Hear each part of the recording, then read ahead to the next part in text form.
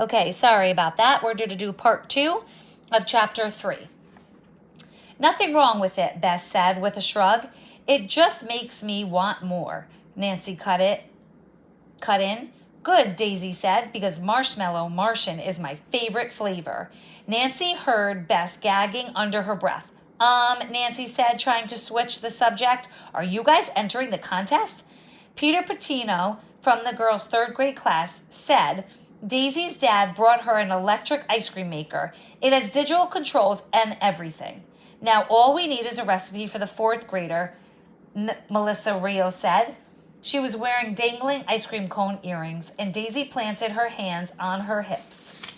We'll have one, okay, she said, and when we do, it's gonna be the best. The best, the members chanted. It's better to be the best, Melissa whispered to Nancy, because we want to win more than anything. A roaring cheer made everyone face the stage. It's them, Daisy swooned. Jim and Barry. Jim and Barry waved to the crowd as they ran onto the stage, and Nancy knew it was them from the picture on the ice cream containers. Jim had copper red hair and wore round, wired-rimmed glasses. Barry had a beard and wore a straw hat with a bright purple hat band. I scream, you scream, we all scream for ice cream, Barry shouted. How do you like our new factory, Jim called out. Pretty cool, huh? Cheers filled the air. Who here thinks they can make an ice cream that'll rock our worlds? Barry asked. Nancy's hand shot up. So did dozens of others, and Jim held up a clipboard. Well, then step right up and put your names on the sign-up list, he boomed. The crowd began to squeeze into a single line, and Deidre Shannon ran over to Nancy Bess and George. She held up a camera and said, Say strawberry cheesecake ice cream. How about just cheese? George asked. Cheese, the 3 friends said as Deidre snapped a picture. They knew the picture she was taking was for the website. Thanks, Deidre said. Now I've got to get a picture of Jim and Barry. Nancy glanced back. Kendra was lining up too, and Daisy was standing right behind her, trying not to be bumped by Kendra's backpack. I'm sure Kendra's recipe is still a secret, Nancy thought. How could anyone steal it if it's inside her head? Nancy was about to inch her way up the line and when heard a voice yell, Jim and Barry's flavors stink on ice. The girls turned their heads. Standing next to the line was Henderson, the son of Mr. Drippy.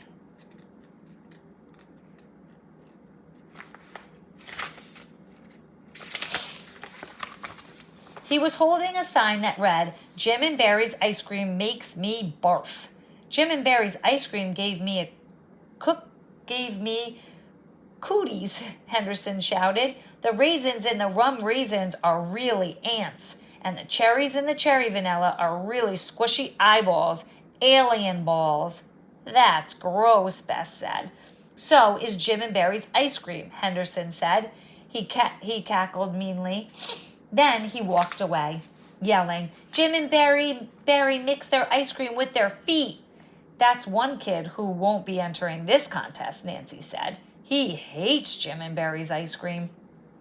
The girls finally reached the sign-up list. They wrote their names neatly and clearly. We did it, Bess said, jumping up and down. Now all we have to do is bring our Clue Berry ice cream to the contest on Saturday, Nancy said excitedly. Next, the girls picked up their free samples of Rootin' Tootin' raspberry ice cream.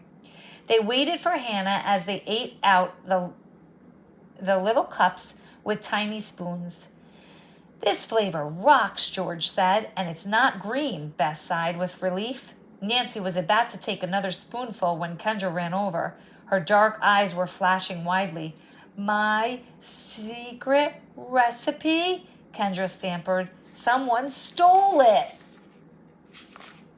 Uh-oh. Who do you think stole her recipe?